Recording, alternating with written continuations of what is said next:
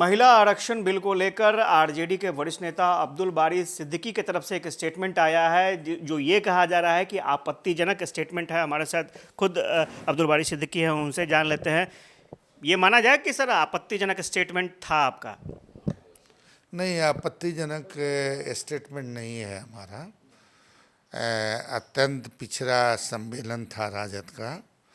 उसमें हजारों की तादाद में लोग आए थे और उसमें सैकड़ों की तादाद में महिलाएं, हमारी माताएं और बहनें भी आई थीं।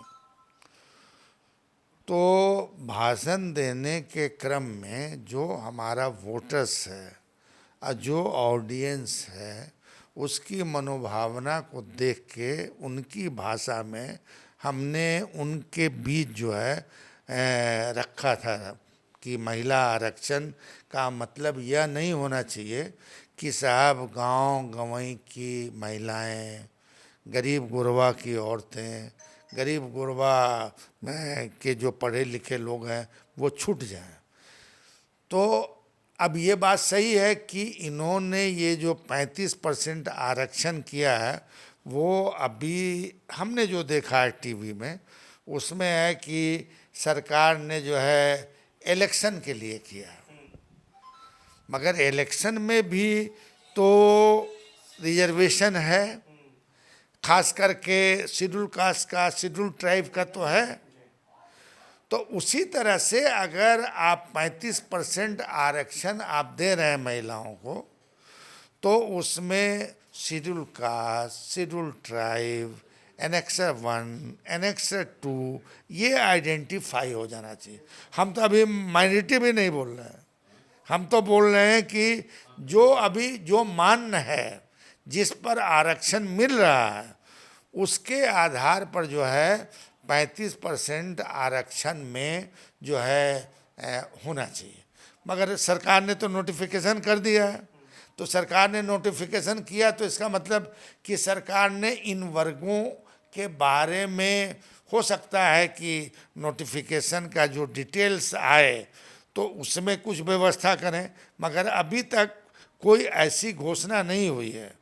तो हमने अपने वोटर को शिक्षित प्रशिक्षित करने के लिए और गांव गंवई की भाषा के हिसाब से हंसी मजाक में जिसको वो समझे आसानी से, मेरा मकसद इतना ही था।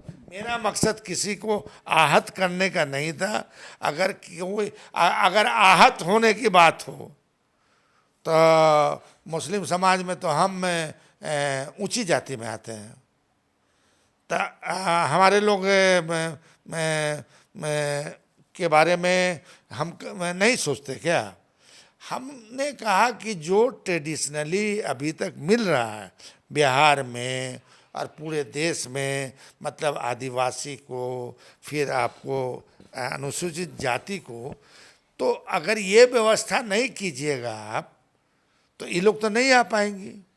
नहीं सर, ये भी कहा जा रहा है कि क्या सिद्दीकी साहब आधुनिकता के विरोधी हैं? कभी नहीं, कभी नहीं।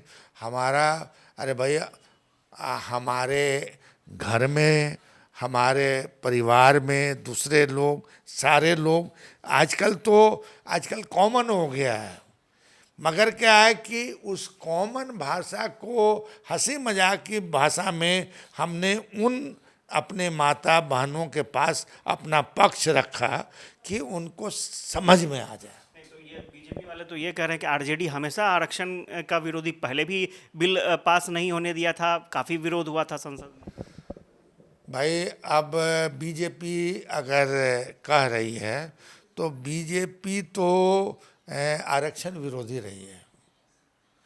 और अब मतलब बहुत सारे नेताओं का हम बिना नाम लिए कह सकते हैं कि जब जननायक कर्पूरी ठाकुर ने लागू किया था, और आज कहते हैं लोग कि बहुत साइंटिफिक आरक्षण नीति था वो, उन्होंने 12% for annexure 1, 8% for annexure 2, 3% for महिला और 3% जो है ऊंची जात के गरीब लोगों के लिए। ठीक है, मगर उस वक्त कर्पूरी जी को माँ बहन की गालियां दी थी। वही संभ्रांत लोग जो आज हम पर सवाल उठा रहे हैं। तो हम तो कह रहे हैं कि हमारा मकसद ही नहीं था किसी को ठेस पहुंचाना। अगर किसी को ठेस पहुंची है तो खेद है।